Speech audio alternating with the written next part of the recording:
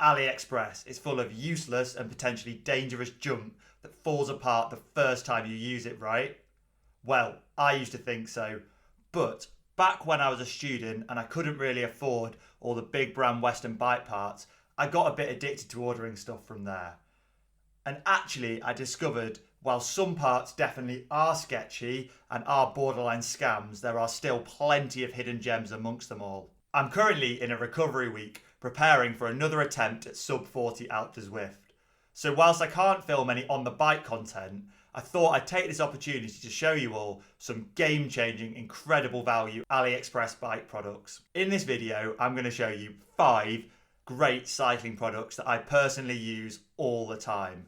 And the best part, they all cost under $20. First up, we've got TPU tubes. Now, this isn't exactly groundbreaking, and you've probably heard it all before, but they are just such good value that I had to include them.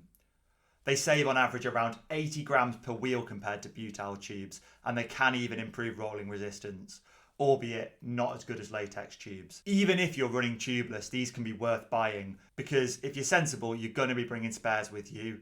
And if you're carrying 1 or 2 butyl tubes in your saddlebag, they take up loads of space versus these tiny little compact, lightweight TPU tubes. One word of warning with TPU tubes is you need to make sure you're checking the exact specification of your tyres. TPU tubes really do not like overinflating, hence why you can't pump them up outside of a tyre. Unlike butyl tubes, where you can kind of get away with anything, if you were to say run 28mm max TPU tubes in a 32mm tyre, they can just fail instantly while inflating. And I in fact did have that problem in the past when running them in some 33mm cyclocross tyres when I had TPU tubes that were only rated for 32mm. Now that seems such an insignificant difference, so just be really careful with them.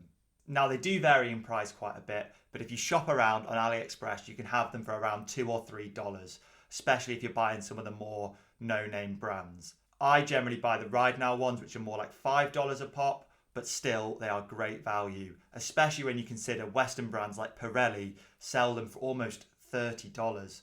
I've also had a few quality control issues with TPU tubes, but yeah, when you consider these Chinese ones cost such a fraction of the price of the major Western brands, you could afford to have 1 in 10 tubes come defective from the factory and still be saving an absolute ton of money. Next up is this Riderace mini pump. It cost me only $2.50 and is honestly one of the most simple and effective pieces of kit I've bought. It's lightweight, compact enough to even fit in a saddlebag, and super easy to use. What makes it stand out so much to me is alongside the price is the little flexible hose it includes, which screws onto the base of the pump, making it far more comfortable to inflate your tyre out on the road.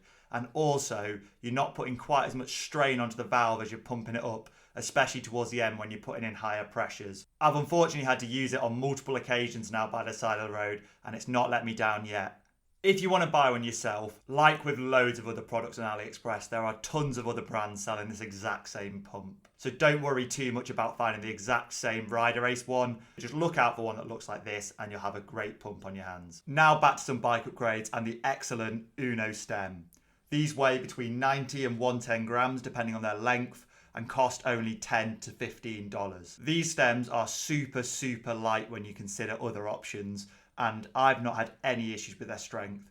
I've even completed the 3 Peaks cyclocross using one, and if you know anything about that race, you'll know how brutal it is on your bike components. My 2 favourite uses for them is dialling in your bike fit and having a spare, longer stem for events like road bike time trials. You could afford to go and buy yourself 6 stems ranging from 80 to 130mm and have change from $100, which is probably what a Western brand stem of this same specification would cost you. So you can easily go ahead and try out loads of different sizes to get the one that fits you best. I think I have around 6 of these across different bikes, and I've also recommended them to tons of family members who are all running them without any issues. So I really can't recommend these enough. The only thing you need to watch out for is if you read the instructions, it tells you to tighten the top bolts first and then clamp in with the bottom bolts. The first few times I used these, I hadn't read the instructions and I didn't follow that and didn't have any issues. But given they tell you in the instructions specifically to tighten it in that way, you may as well just follow it to avoid any chance of issues. Next up, we're staying on the theme of finishing kit with the Elitaone carbon seat post. These weigh between 130 and 150 grams, depending on which size, clamping method and length you go for.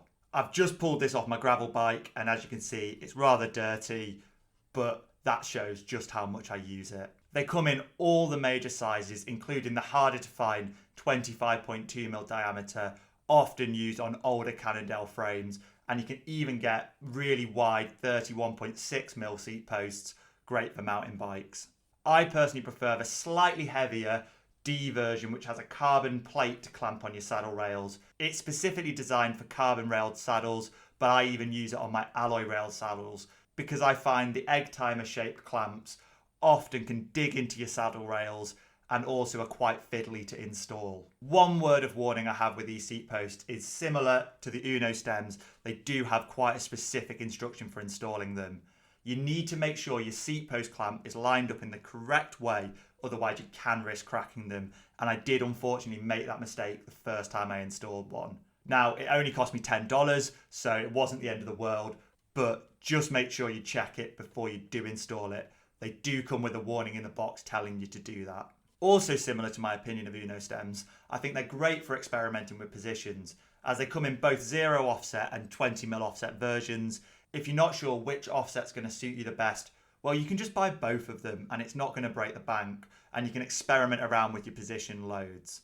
They've been rock solid for me, and I've also completed the 3-peak cyclocross with one of these, and I've actually done it twice now with these seat posts, and it's not failed me yet. The only issue I had was the very first time I bought one of these and I managed to crack it by installing it incorrectly. For the price, it's almost impossible to beat them, and like every other product in this video, I really can't recommend them enough. Finally, we're going to finish off with a bike light, specifically the Towild BR800. Now, if you live in the UK like me, having a good bike light in the winter is a really critical piece of kit.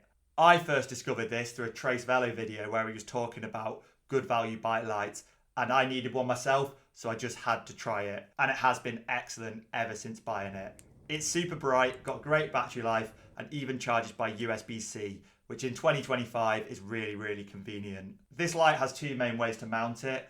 On the actual light itself is a standard quarter-turn Garmin mount, but you can also use the included GoPro adapter to screw onto the light and use it on a GoPro mount. It does include a really solid and quality feeling quarter-turn Garmin style mount to mount it on your bars, which I generally use. Now, the best and most unique feature of this light is if you unscrew it, you'll see inside it contains a standard 18650 battery cell. And now these are really common and easy to get hold of. So, like with pretty much every rechargeable battery, it probably will degrade over time, but if that does happen, you can simply pop this out and put a new one in. And also, for those of you going on longer dark rides or are just paranoid about your battery dying on you, you could also carry a spare one of these in your saddlebag in case of emergencies, extending the longevity of this light and making it not like something that's just going to end up in landfill. So that's a wrap on 5 amazing value AliExpress bike products that I absolutely swear by. They're cheap, reliable, and I genuinely do use them on almost every ride I go on. If you found this video helpful, please do hit subscribe. It really supports the channel. We're so close to the goal of 1,000 subscribers now, and when I do reach that point, I'll be able to apply for monetization and get a split of the revenue YouTube are making from this video. It'll help offset the cost of making these videos and allow me to test out tons of more exciting products. Over the years, I've bought tons and tons of bike products on AliExpress, and there are still loads more genuine gems in there.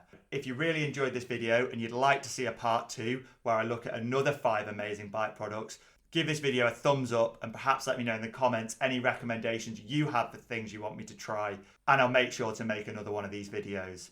But until then, see you all in the next one.